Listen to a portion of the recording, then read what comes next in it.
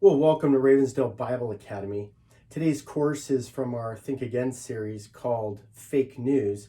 And today's specific lesson is bandwagon. Well, what's bandwagoning and how does that tie into news being real or fake? Well, the idea of bandwagoning, and maybe you've heard it in sports, every year there's like a sports team, maybe a football team, and they win the Super Bowl. And all of a sudden, you see people, wearing their hats and their shirts. And it's like, they're what's called a bandwagon fan. They just like that team because everybody else does. They're jumping on the bandwagon. Again, another definition is, it's the idea of instead of making up for, in the news realm, good, solid, factual evidence of sound reasoning as a tool to interpret news, instead they're going to appeal to a different type of emotional tactic, which is to be a part of the crowd, to be a part of, just the group, right? Everybody wants to be a part of that happening hip thing. And so they want to be a part of the bandwagon. So the reason why bandwagoning is fake is because, well, it's a distraction from what's actually true. We don't really care if there's a lot of people who are supporting something that's wrong. We want to know what's the truth. We see this a lot with marches and protests, right? Where, yes, we can take a picture, we can take video of thousands of people yelling and chanting and, being really, really excited about something. That doesn't mean they're right. It just means that they have a bunch of people who are in agreement. And quite frankly, 10,000 people in a room isn't the same as 325 million people. It's not even close. And so just because 10,000 people are in agreement, that doesn't mean it makes them right. And so the idea of bandwagoning is another one of our fake news examples.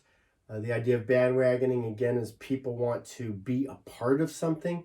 This is why you constantly see people trying to recreate things like Woodstock. I want to be a part of the 2022 Woodstock concert that everybody will talk about forever and ever more, right? Part of that group scene thing. Or again, like, just the famous Martin Luther King marches that really helped change the course of America and our understanding and our viewpoint of how evil and bad segregation was. And it was a good thing.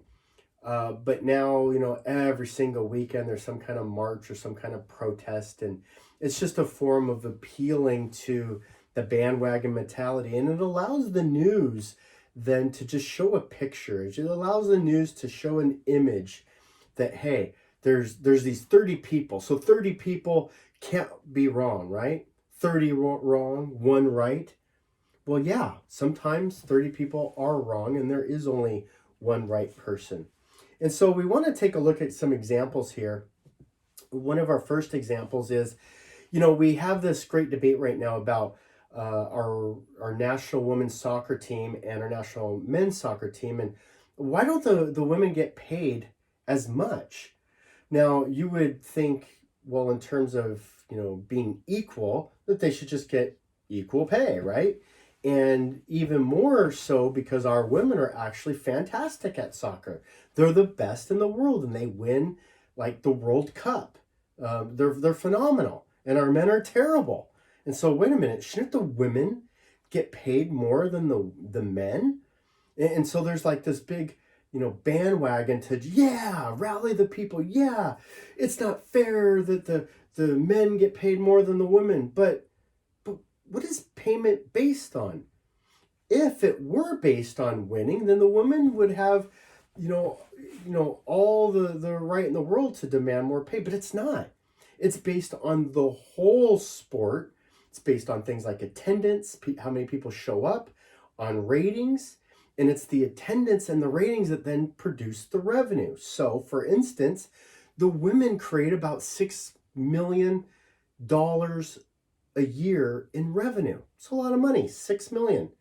The men create $73 billion. That's B with the B, billion. Well, there's more money to go around to slice up the pie in the men. It's not favoritism, it's just what it is. They get more people watch, more people participate. And so that's why we can't go by the bandwagon. We got to go by the facts. Another example of bandwagoning is you'll see like organizations like, Levi jeans. And it's like, hey, we're going to fight racism. And we're Levi's jeans and we stand up against racism. It's like, well, they're not experts. This is fake news. So what? Just because Levi jeans is taking a position against racism, and then in a specific instance, it's like that doesn't prove the case. That doesn't mean that just because Levi's is joining others, bandwagoning, that they're right. We see this in polling, right? Well, the Gallup poll, they took a survey, a poll. Well, we don't know how many people were polled. We don't know where they were surveyed. If you go to a small private Christian campus, they're going to get certain poll results as opposed to go to a major university that, is very, very liberal, right? And, go to a university that's in the Northeast versus one that's in Montana. And so, polling can be deceptive. It's a form of bandwagoning. It doesn't exactly prove your point. And so just because a recent Gallup poll shows support for something, that doesn't mean that it proves your position. So we see this in news all the time, and they use these statistics as though it actually proves or wins the argument or the debate. And it just doesn't. Another example of bandwagoning or appealing to the mob, right, is Representative Alexandria Ocasio-Cortez, also known as AOC. She brings 34 colleagues, and they call for ICE. These are the border agents, and they're accusing our border police officers that they're inhumane and they're not acting, in the right manner with illegal aliens who are illegally crossing our border and breaking the law. And so they're appealing to her 34 colleagues. Well, that's nice that 34 colleagues are with you, but it doesn't mean that 350 million Americans are on your side. It certainly doesn't mean that the law is on your side. And so the appeal here is to bandwagon with AOC and other colleagues. But that just, again, it's not facts. It's an appeal to feelings. Finally, we right now are in a culture of wearing masks, and schools are wearing masks, and schools are being required to have kids wear masks. What are the facts? Kids don't die of COVID. Kids all over America are going to school, and COVID just is not a factual, scientific, catastrophic sickness. It's just not. You can check your CDC. It's an age group that is very, very safe, very, very healthy. But we have a lot of arguments and we have a lot of contention. And so in this instance, you have a young girl that flips off a group of protesters.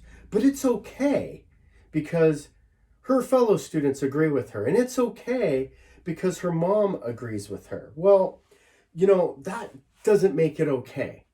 And so fake news then is like, well, if we can find a newscaster, a news organization, CNN, that is in agreement with her beliefs, then the law doesn't matter. Then science doesn't matter.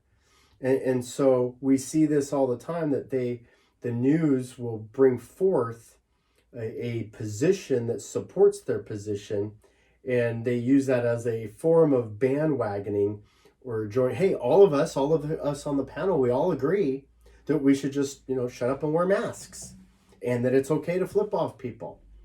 See how that works? And so when we're talking about real news, real news doesn't have to appeal, to, a big grouping in agreement. In fact, we know that true courage and true bravery is when people stand up for what's right, even if they're all alone.